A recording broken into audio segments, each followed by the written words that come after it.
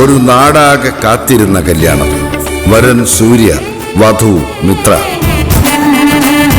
എന്നാൽ ഈ കതിർമണ്ഡപത്തിന് മറ്റു ചില ലക്ഷ്യങ്ങളുണ്ട്. ആരും മറക്കില്ല ഈ കല്യാണ ദിവസം. കാണാൻ കാത്തിരിക്കുക. സ്വയംവര പന്തൽ എല്ലാ ദിവസവും രാത്രി 8 മണിക്ക്.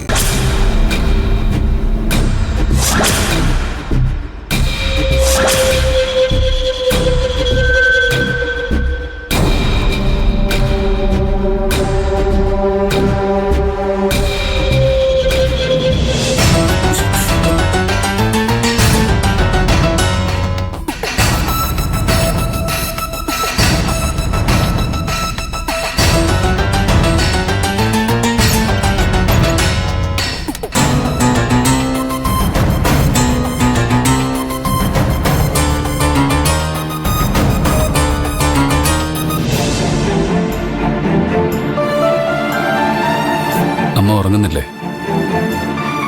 ഞാൻ എങ്ങനെ ഉറങ്ങാനടാ മോനെ? ആ നശിച്ചവള് കാരണം ഈ കുടുംബത്തിന് ചീത്തപ്പേരുണ്ടാകാൻ പോവാണല്ലോ എന്ന് ആലോചിക്കുമ്പോ എന്റെ കൈയും കാലും ഓടുന്നില്ല. അമ്മ ടെൻഷൻ അടിച്ച് വല്ല അസുഖവും വരുത്തി വെക്കണ്ട. ഞാൻ ഗോപാൽജിയോട് സംസാരിച്ചു കഴിഞ്ഞു. അയാള് സഞ്ജുവിന്റെ സ്വപ്നയുടെയും കല്യാണത്തിന് സമ്മതിക്കോ?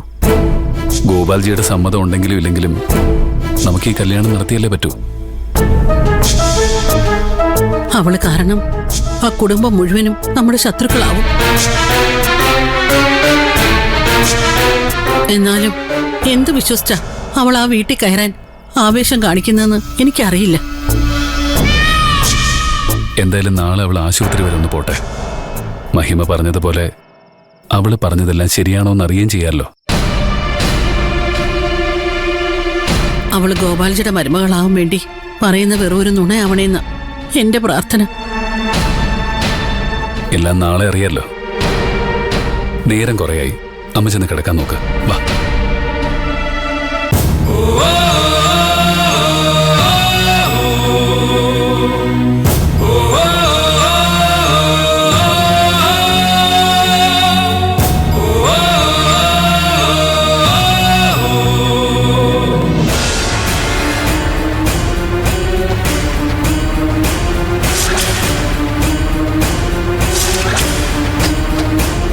ഗിരീട്ടാ, ഞാൻ താഴെ പോയി കുടിക്കാൻ വെള്ളം എടുത്തോണ്ട് വരാം.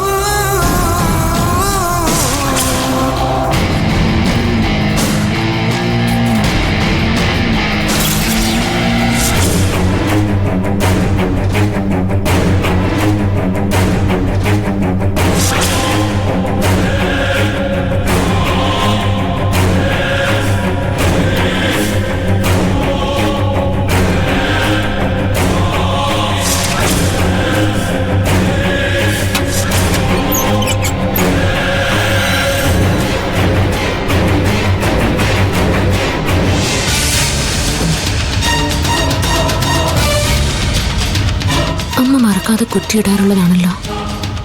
എന്തോ